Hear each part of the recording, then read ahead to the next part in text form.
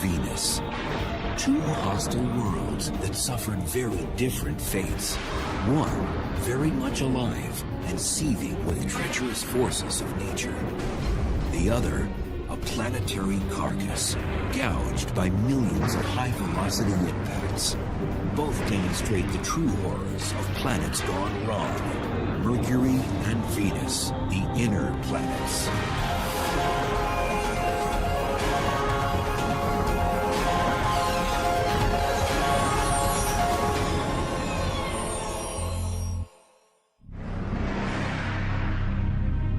Along with Earth and Mars, Mercury and Venus make up our inner solar system.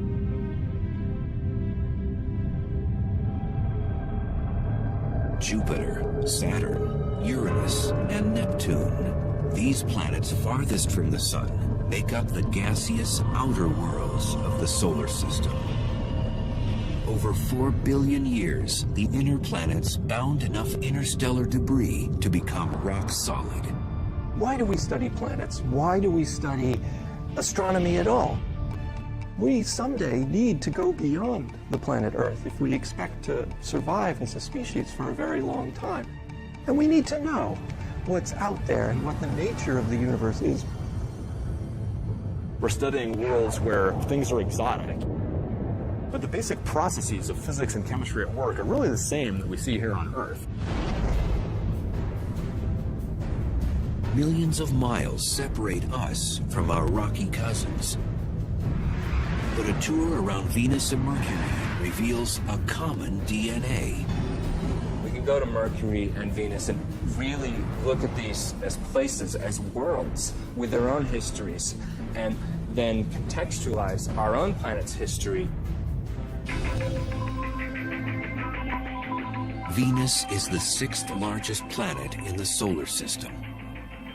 At its closest, it is 26 million miles away from Earth.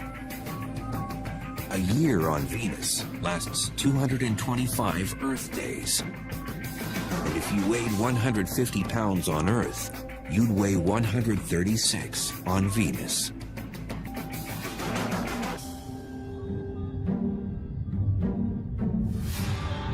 Venus. When the ancient Romans looked up, they were captivated by its commanding presence.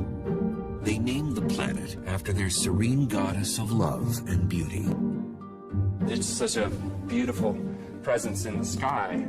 It seems obvious the connection there. Venus has long been considered our sister planet because of its closeness in composition, gravity, density, and size. Venus and Earth are almost twins in a lot of ways. They're almost the same size. Venus is slightly smaller than Earth. So if Earth was a regulation basketball, Venus is a soccer ball, slightly smaller. And Venus is the closest planet to Earth. So for a long time, it was thought of literally as a twin planet. For ages, scientists thought this twin, like Earth, was a planet covered with deep oceans, lush rainforests, and had a climate that would give credibility to the notion that intelligent life could exist there. Before the space age, people thought it might be very Earth-like on Venus. But the paradox is when we actually got to Venus and started exploring it, the conditions there are so different. It turned out Venus was less of an exotic sister to Earth and more of an evil twin. So here you have two very similar planets in their sort of bulk properties, but they've evolved to such different states.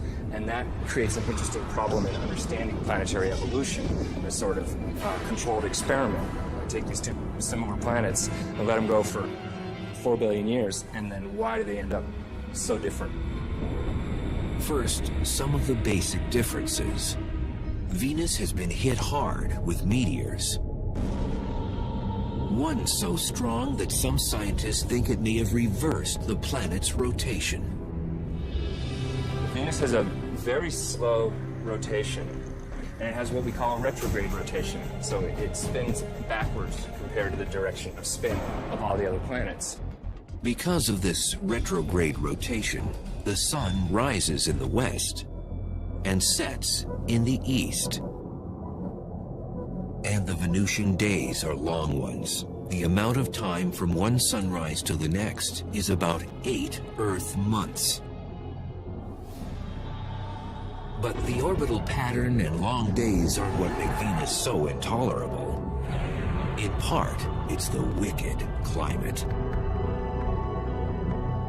With a surface temperature of 900 degrees Fahrenheit, Venus is the hottest planet in the solar system. Travelers there would have their trip cut short in no time.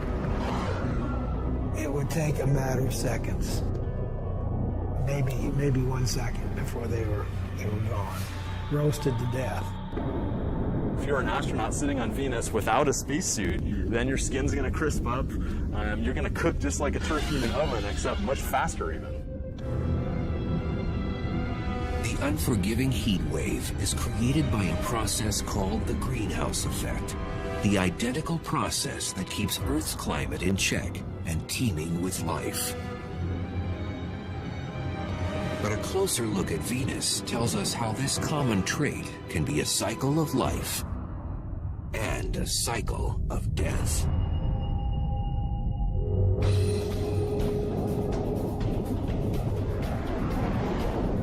Today, our own temperature is on the rise, and scientists found the possible cause behind it up on Venus. Global warming is a result of greenhouse gases that are growing and growing and growing, and therefore we're getting hotter and hotter. When we looked at Venus, we said, aha, here it is actually happening. In the 1990s, after the Magellan spacecraft was launched, planetary watchdogs began turning to Venus to surmise just how bad it could get here on Earth. Space exploration has told us a lot about the Earth and the environment it's in. And in fact, the greenhouse effect that everybody's talking about with global warming was actually discovered on Venus. What they found out about Venus shed new light on how fragile Earth's greenhouse effect really is. And Venus didn't always used to be this hot. We think that early in its history, it was more Earth-like on the surface, and it lost its oceans due to what we call a runaway greenhouse effect.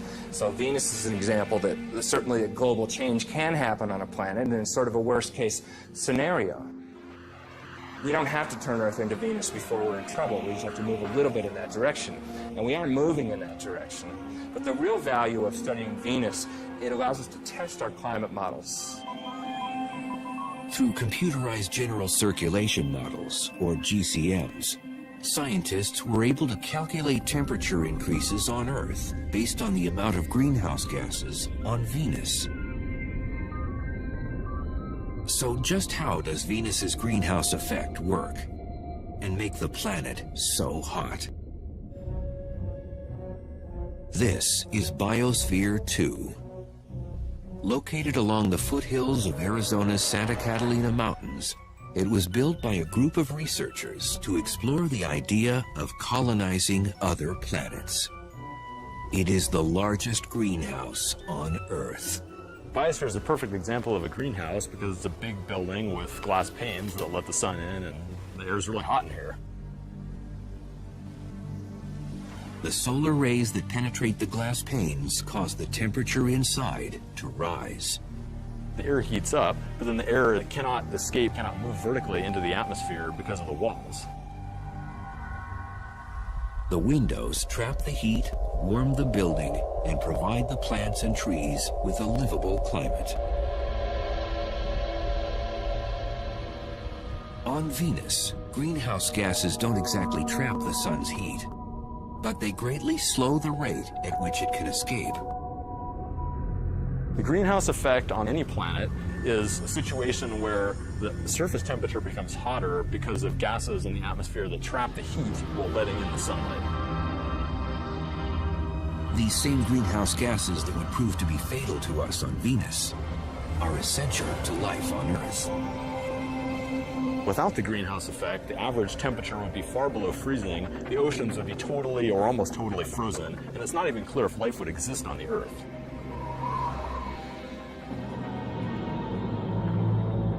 We talked about how hot it was, but why is it so hot? The answer has to do with the atmospheric composition. It's almost all carbon dioxide there.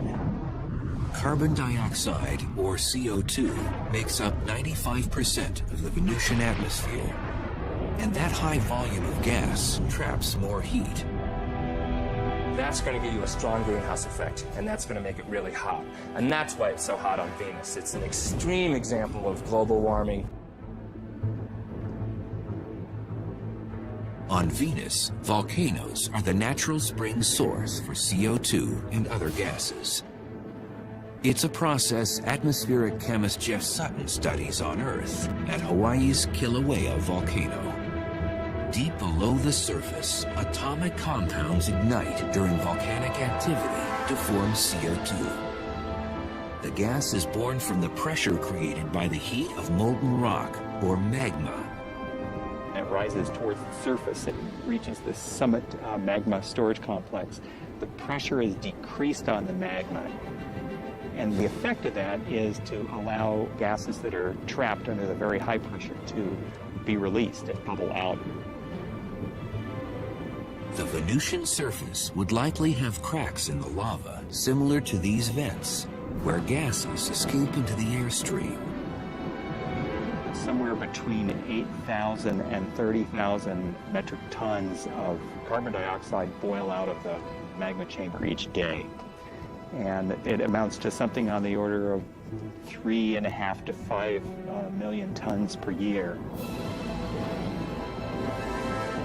And that's just one volcano here on Earth. Venus has more active volcanoes, and that means more heat-bouncing gases. So all the CO2 just builds up in the atmosphere on Venus, which just makes it hotter and hotter.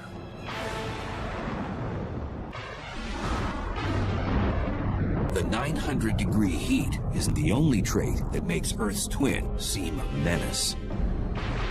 30 miles above the scorching ground of Venus, there's havoc occurring on the planet that makes 900 degrees Fahrenheit feel like a cold front.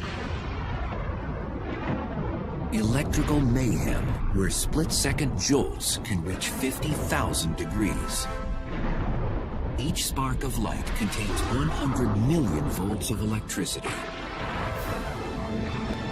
Lightning occurs on both Earth and Venus when electrical charges store up enough energy until they release a spark.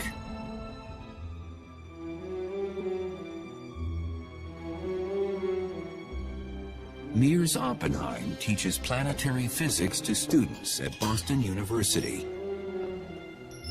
And researchers like him get in on the action at Boston's Museum of Science. In their caged lighting exhibit, 30-foot-high domes motor up to simulate how lightning is generated on Venus. And then, it's showtime.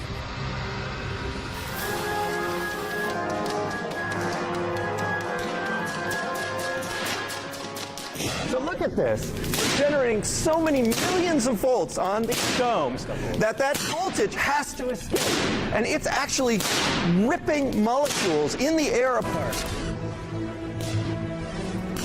The air in the domes, like within the Venusian clouds, stirs up the electrical distribution of tiny atomic molecules.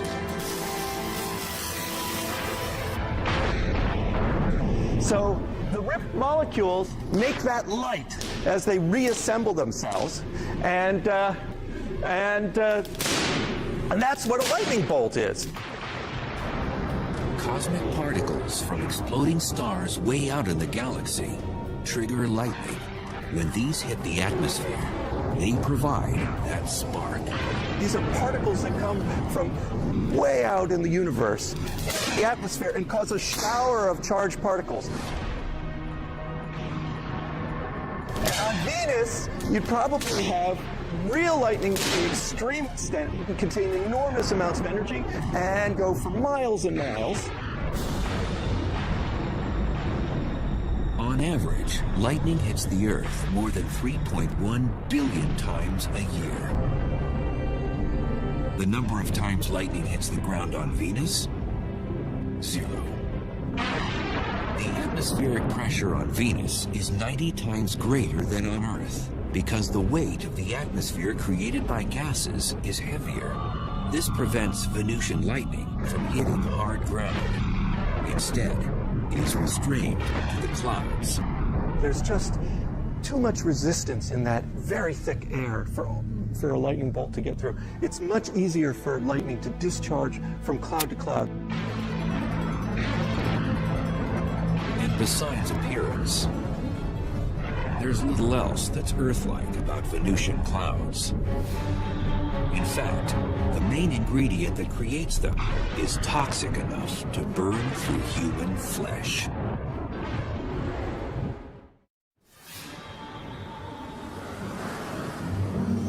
From Earth, you might be able to see Venus twinkle in the morning and evening skies like a star. Definitely not a wallflower. It's so bright in our sky, not just because it's the closest planet to us, but because it's the most reflective planet. Because it turns out Venus is completely covered in these bright reflective clouds. 80% of the sun's light bounces off the clouds that blanket the planet. But even in the clouds, Venus, our so-called twin planet, manages to show an evil nature. And we know that the clouds of Venus are made out of sulfuric acid, basically like battery acid. And that sulfuric acid is made by sulfur dioxide coming out of volcanoes on the surface. Like its greenhouse cousin, carbon dioxide, or CO2, gas pressure pushes sulfur dioxide to the surface through volcanic vents. It's the same gas chemist Jeff Sutton monitors carefully at Hawaii's Kilauea volcano. The gases, the sulfur dioxide in particular, is a noxious, toxic gas. And we wear gas masks to protect our lungs and our airway because sulfur dioxide combines with the moisture in your nose and throat and forms sulfuric acid. Sulfuric acid is nasty stuff. You don't want to splash battery acid on you. You know, you're careful not to do that. It's basically the same stuff. So it would not be good to suddenly stick your hand into the Venus clouds.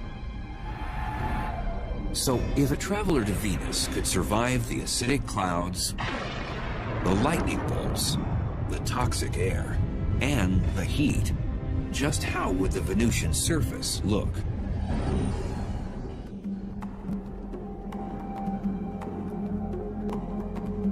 Volcanologist Jeff Burns with the United States Geological Survey, or USGS, circles the globe to understand what drives volcanic activity on the inner planets. When Burns imagines the surface of Venus, he considers the dark, eerie wasteland of Kilauea's lava fields on the big island of Hawaii. It's very instructive to be able to come here and study this volcano to compare it to volcanism that has occurred on the surface of Venus. We can actually come out here to the field and study things. We can actually take samples and look at them in detail. Geologists expect the amount of volcanoes on Venus far outnumbers the 1,500 or so on Earth.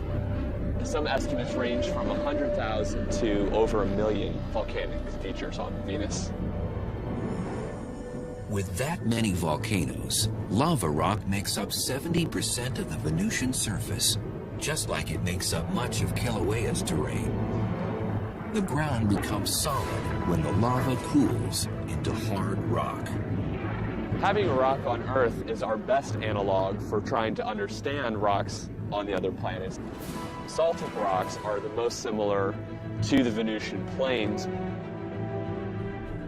Basalt is the most common type of lava rock found on Venus and throughout the inner solar system. The minerals freeze into glass and small crystals, a total transformation from what lava looks like when it streams out of the volcano. When lava is actively flowing across the surface, it's incandescent and typically looks red. Now, quickly it'll form a silvery sheen over the top of it. and then over a period of a few weeks will turn black, such as the lava we see around me here. At 5 miles high, Mont Mons is the largest volcano on Venus. And it's left some tremendous lava channels in its wake, just like Kilauea did. Now, as you can see, the structure, we have levees here on the sides, and then internal structures as well. This is similar, perhaps, to how large channels called canali formed on the surface of Venus. However, they formed at a much larger scale. Large enough to create seemingly endless miles of canali across the Venusian landscape. Consistent in both width and depth, the canali are much longer on Venus than on Hawaii because of environmental conditions on the planet. The dense atmosphere and hot temperature slows the magma from cooling into solid rock. And with little wind and no rain to further cool the magma, lava can cut through the surface for months after an eruption before it hardens.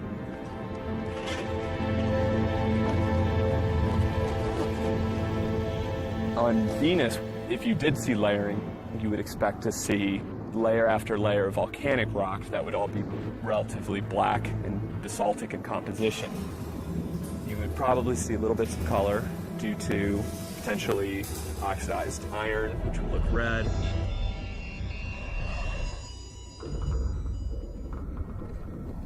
Typically, basaltic lava flows are glassy enough that, in fact, you would actually cut your hand. They can be extremely sharp. They tend to quench and form glass.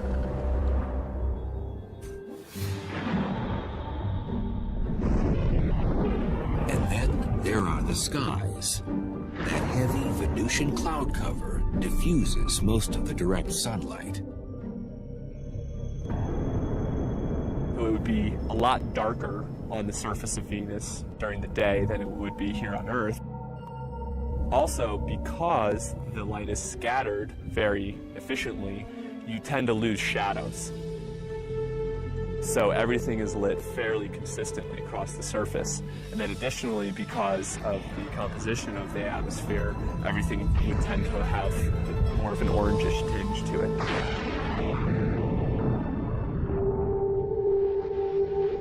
Besides canyons, jagged mountain ranges scrape the Venusian skies. The planet's highest peak is on Maxwell Mons. Maxwell is about 35,000 feet high, which puts it at a healthy distance above Mount Everest or any mountain on Earth. Everest is something like 28,000 feet high. So it's definitely larger than anything on Earth. Our sister planet seems to have outdone one of our 7 natural wonders. But how would the Venusian terrain measure up against another geologic feature, our canyons? The Grand Canyon, a great chasm eroded over 250 million years by the Colorado River. When the Colorado Plateau was uplifted millions of years ago, it gave the water more energy to cut back through the canyon and wear away the rocks. The vast canyons on Venus may have also been formed by erosion, but not by a river. Volcanic systems can erode canyons by having fluid flow if it's very fluid, not very viscous. Materials can erode similar to water. And the Grand Canyon is only part of the Colorado River system, but even looking at the Colorado River system as a whole is not nearly as long as the longest channels on Venus. Had the ancient Romans known about the volcanoes, acidic clouds, lightning bolts, toxic air, and that scorching heat, perhaps they may have named our evil twin planet after something other than their goddess of beauty and love. There's irony there because, of course, the Greeks and Romans didn't know anything about the conditions on Venus, and here we are a couple thousand years later, and we're actually exploring this place, and, well, it's not quite so nice according to our taste. But how do the dangers found on our sister planet compare to the cosmic violence on Mercury?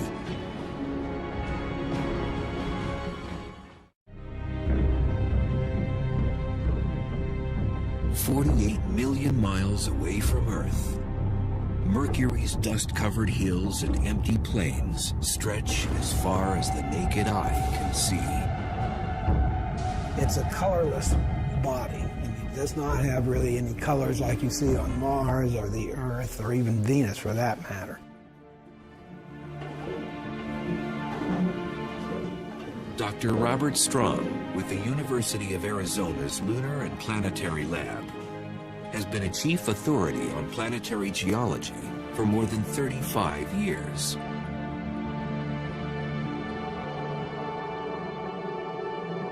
Mercury is the innermost planet, and it's quite different than anything else in the solar system.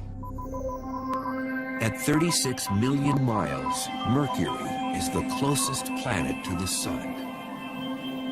The planet has no known moons.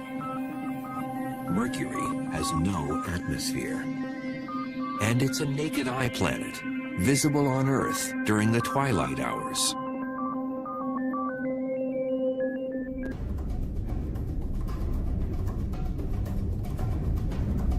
With a diameter 60% smaller than Earth, Mercury is the solar system's scrawniest planet. Much too small to generate the strong gravitational field needed to retain an atmosphere. Gravity depends upon the mass of the object, on the mass. So the larger the mass, the more the gravity. So on Mercury, the gravity is less on there. Since the planet's gravity is so weak, if you weighed 150 pounds on Earth, you'd only weigh 57 pounds on Mercury.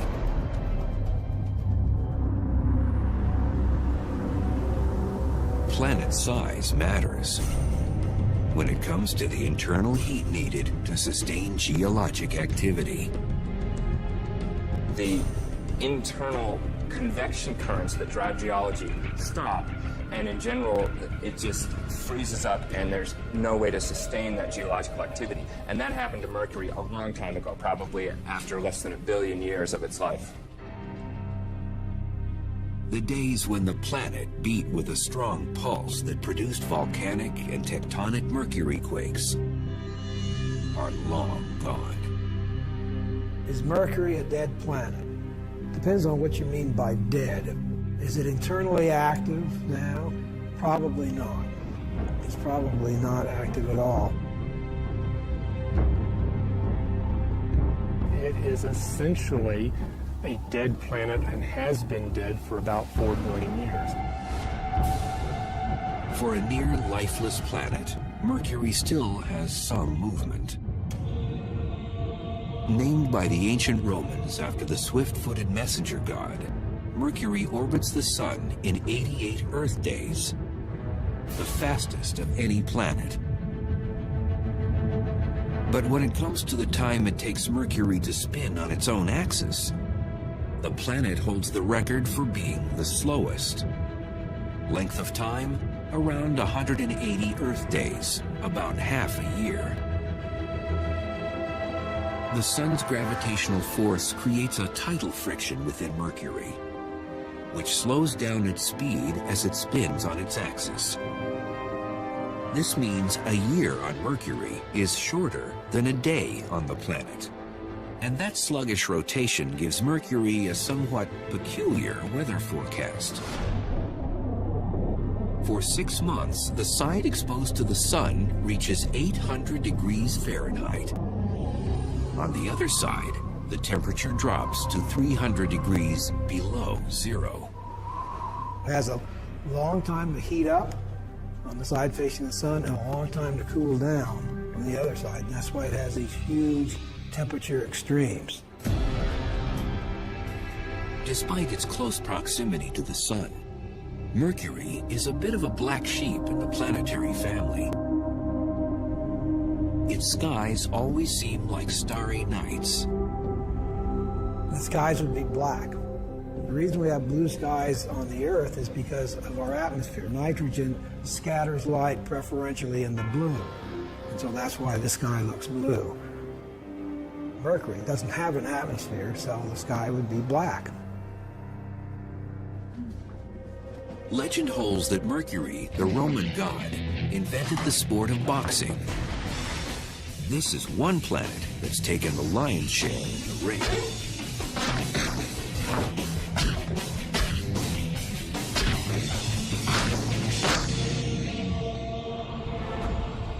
Mercury has had millions of meteors and asteroids explode on its surface because it doesn't have an atmosphere to protect it. Our atmosphere guards Earth from most impacts, like a force field. When a small object slams into it, usually at more than 10 times the speed of a bullet, the collision with air molecules vaporizes it into a gas. The Earth is shielded from small impacting objects by this wonderful thing that we call the atmosphere. And for small objects, weak objects, they will be completely destroyed by those forces long before they get here to the geologic surface of our planet.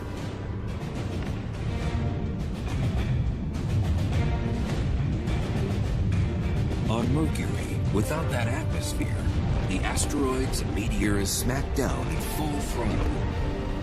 This makes Mercury the most heavily cratered planet in the solar system. You cannot take a step on Mercury without encountering an impact crater. Back in 1974, the Mariner 10 space probe mapped half the planet's surface, including the largest crater ever surveyed in the solar system. The most prominent feature is a feature called the Caloris Basin, which is a very large impact crater that is about maybe 900 miles in diameter. 900 miles in diameter. That's a couple hundred miles broader than the entire state of Texas. Researchers speculate the iron meteorite that made that impact stretched for more than 60 miles before it crashed into the surface. Moments after impact, seismic waves converged at the antipodal point, the spot on the exact opposite side of the planet. The seismic wave, the shock waves from this thing traveled, and they concentrated simultaneously around the other side of the planet and literally shook apart the surface. The seismic turbulence jumbled up the crust and twisted the terrain into unusual rock formations. There's all this weird terrain. In fact, the technical term is weird terrain. Because you look at it and it's just weird. It's this jumbled up and hilly and doesn't make any sense according to most geological activities. It's just very rough and looks as though somebody kind of scooped up the surface and just kind of dropped it down. Pre-existing craters suddenly became crude hills, some 6 miles wide and a mile high. In fact, the amount of surface elevation could have been on the order of a kilometer or two in just a few seconds. It would have been horrendous. Scientists have no way of knowing exactly when the Caloris impact happened, but they can surmise one thing. If an asteroid the same size crashed into the Earth, the impact would be catastrophic and wipe out human civilization.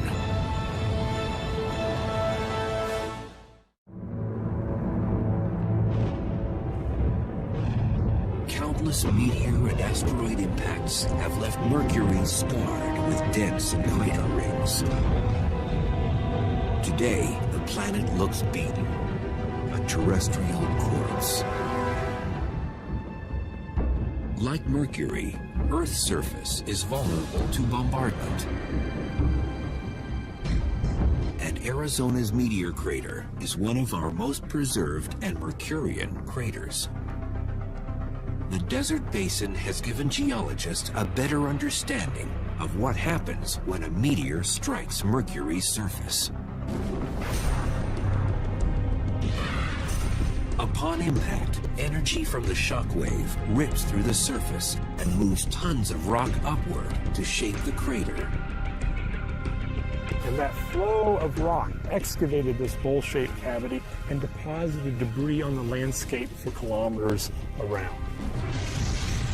Same energy swept up the crater walls and caused these flat-laying layers of rock behind it to actually be uplifted. And the rock, under the influence of shock, wasn't behaving grittily like rock does, but more like taffy. This is one of the hallmarks of impact craters, not only here at Meteor Crater, but anywhere in the solar system. But imagine if the mighty object that formed Mercury's Calorus Basin crashed down on the site of Meteor Crater. It would be a massive explosion. Chunks of molten material flying around the Earth ballistically, re-entering the Earth's atmosphere and causing just massive meteor showers everywhere. For nearly 7,500 miles, the shock wave would rip up the soil and stir up tsunamis with 2,000-foot waves. Massive tsunamis propagate around the Earth and inundate much of the world's coastlines. It would flatten Las Vegas, Nevada, the cities of Salt Lake City, Utah, San Francisco, California, and Los Angeles vanish in a split second. Shock waves from the impact would propagate through the solid Earth thousands of miles from the site of an impact like that. Those seismic waves would converge at the impact's antipodal point, off the coastline of Africa's Madagascar, at the bottom of the Indian Ocean.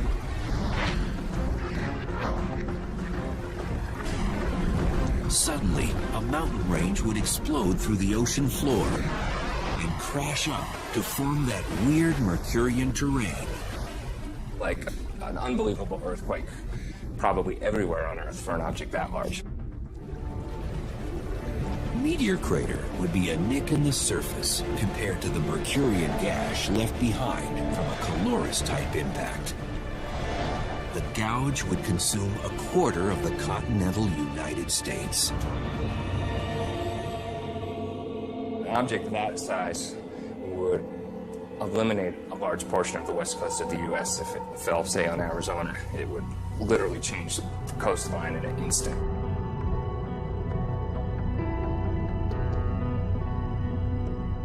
Back on Mercury, those craters give it an iconic stature in the solar system. And some of these pockmarks harbor mysteries.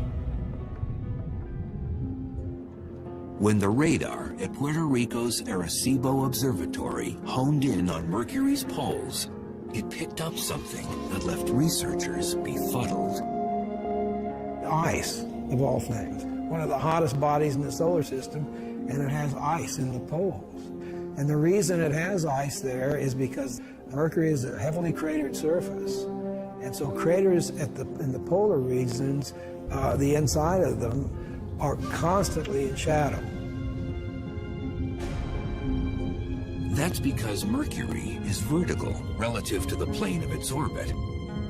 So some crater floors never receive light or heat from the sun.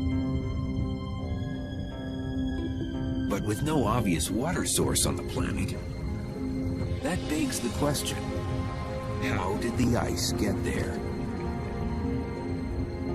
Scientists believe the mystery ice could have come from a comet. Comprised of rock, dust, gases, and ice, comets come from the outer reaches of the solar system, where the temperatures are much colder. Could this ice just be on the bottom of permanently shaded craters? Or could it be ice that's sort of covered up by a layer of dust, which is shielding it from sunlight? We really don't know. Besides these comet collisions, there is yet another type of crater on the planet, and they weren't formed by anything that fell from the sky. Instead, an Earth-like force of nature created these holes, and it generated deep from within the planet's core.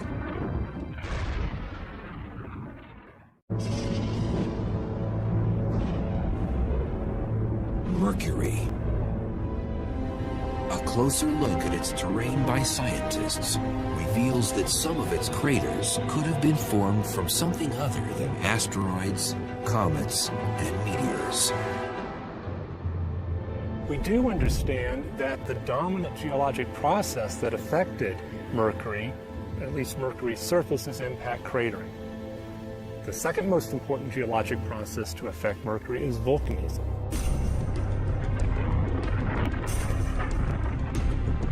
Although we haven't seen any definite evidence of volcanoes on Mercury, we do expect that there have been volcanic eruptions in the past.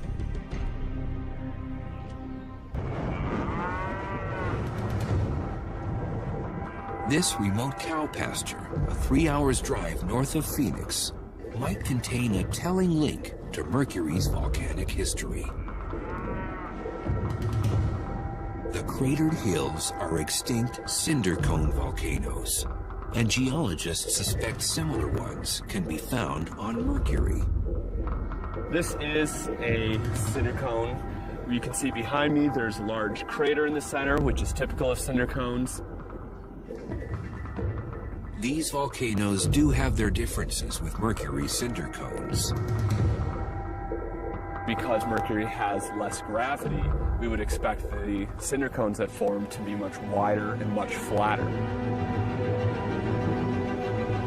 All volcanoes erupt when the pressure from the magma or molten rock inside is greater than the strength of the rock containing it.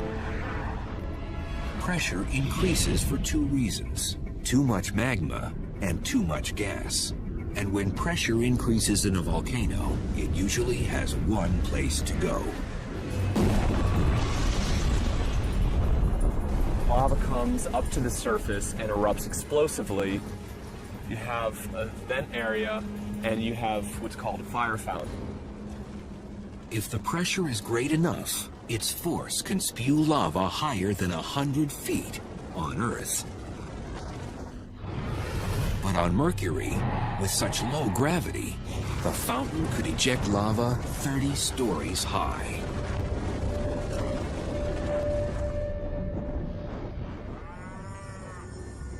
While these cinder cones in Arizona may illustrate our shared volcanic heritage with Mercury, to witness an eruption there firsthand and watch the cinder cones form would be a whole other experience. First, without an atmosphere, a plume of ash and smoke and debris wouldn't billow across the landscape. That material would go into essentially a vacuum of space because Mercury doesn't have an atmosphere, so that material would break up much more. Also on Mercury, you wouldn't be able to hear the loud eruption. Since Mercury has no atmosphere, there's no way of transmitting sound. So if you were on Mercury and playing a guitar or a ukulele or a piano, you would not hear anything because there is no atmosphere to transmit that sound. So it would be just complete silence. Back in 1974, Mariner 10 surveyed only 45% of Mercury's surface on a flyby mission. 30 years later, NASA launched the Messenger spacecraft. The satellite will map the entire planet and transmit data to eager scientists with a deluge of unanswered questions. I want to see the other side. I don't know what's over there, and that's been bugging me for 35 years. Is it like the side we saw, or is there something very unusual and different? But even with resources being earmarked for future exploration of this rumpled dwarf in the solar system, exactly how different or similar we really are may be left up in the air.